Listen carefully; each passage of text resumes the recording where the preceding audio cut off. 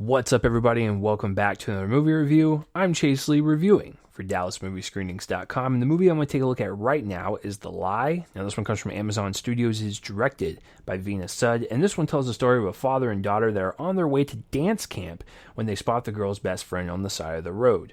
When they stop to offer the friend a ride, their good intentions soon result in terrible consequences.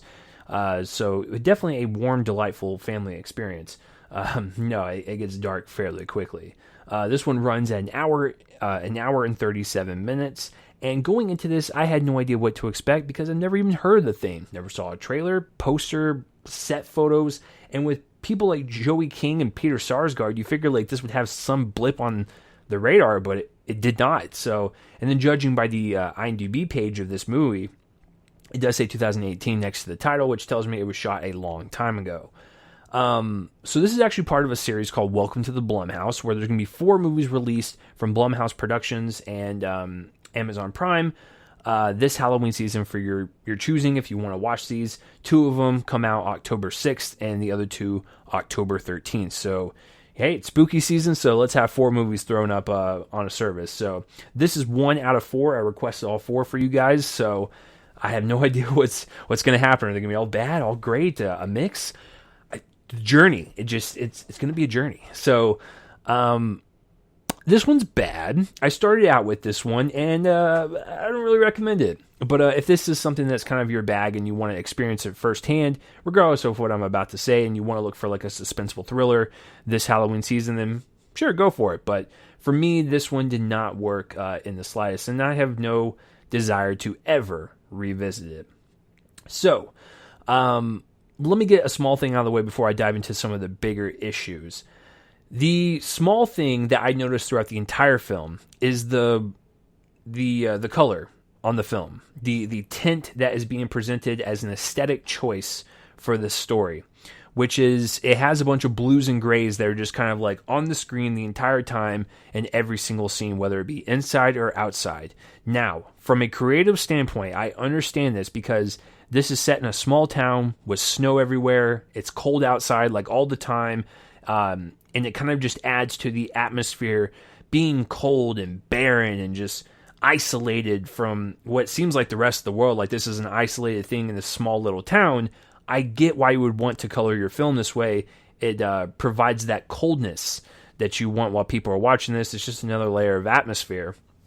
But I think it makes the film look cheap and ugly. And I know that these films cost money to make, and I know they're really hard to put together. I wouldn't want my film to look like this if I knew a bunch of people worked on it and it was super expensive to make. Like it, I want them to show it off a little bit, but having this kind of like blue and gray tint, it just makes it cheapens it a little bit. And so that's just a fix of color grading, but I just thought the film kind of looked ugly from that standpoint. The cinematography is whatever.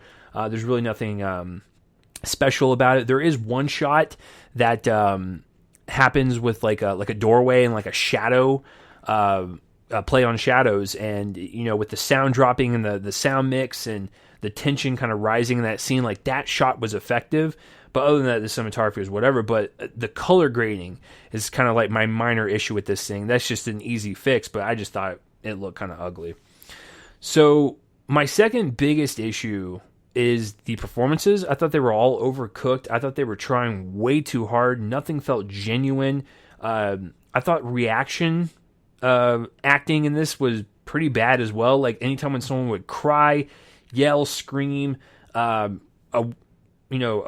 from a night terror, just nothing about it seemed natural. And it just, I don't know what it was about all 3 of their performances, the daughter, the father, and the mother, because they're all trying to hide something in this film, The Lie.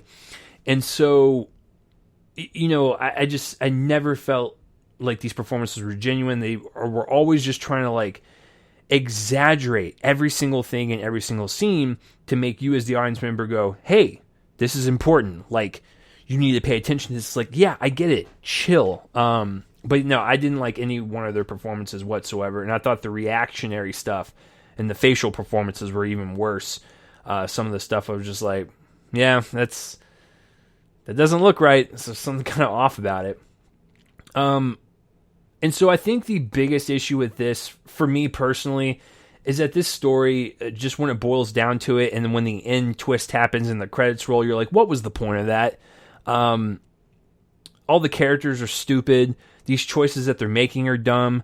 The daughter is like a sociopath, and like I just don't understand like why the parents can't see it, and like why they're covering up for it. It's just the whole thing just makes my brain hurt. Now, I can understand if someone wanted to look at this, given the twist of the film. I'm not going to spoil anything, but given the twist of the film, if someone were to look at this and think of it as like a cautionary tale for how secrets and pranks can kind of get out of control.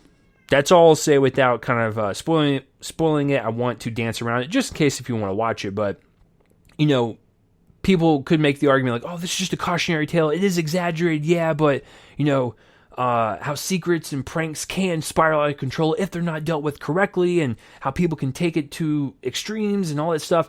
I get that, but this story is not it, man. I don't like anyone in this movie. And I know that's not like a criticism that people are going to take me seriously. Like, oh, you didn't like them? Well, they're meant to be awful characters. Just watch this thing and you'll understand. Like, it's kind of amazing to me that the choices that were made between everyone, and just like I said, the sheer stupidity between everyone. It just makes it for a not a good experience. I'm going to be honest with you.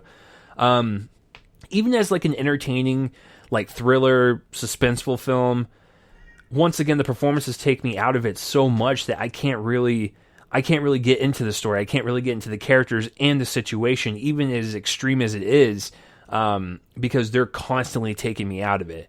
I will say the best part about it is that it's only an hour and a half, so it's not as torturous, I guess. But yeah, this film overall, guys, not for me. I'm going to give it a D. Solid D for me. Let me know down below what you thought of The Lie in this, welcome to the Blumhouse series. If you're going to check out this one, if you're going to check out all 4 of them, 2 of them, 3 of whatever, let me know down below, especially if you love this one. I would like to know your kind of perspective on it, because maybe I'm just dumb that hates it, and there's going to be a lot of people that like it. But let me know down below whether you loved, liked, hated, or just thought The Lie was okay. But that will do it for this review, guys. I'm Chase Lee. If you are watching this on YouTube, please subscribe to my YouTube channel so you can get up to date whenever I review anything. If you are more of a podcast person, I do make these in audio form. You can go to the Real Me and Cole in the Movie podcast feed to subscribe to that feed so you can get these more in audio form and not see my ugly face. So yes, so that will do it for this review. I'm Chase Lee for DallasMovieScreenings.com, and tune in next time for whatever I review next. I will see you guys later.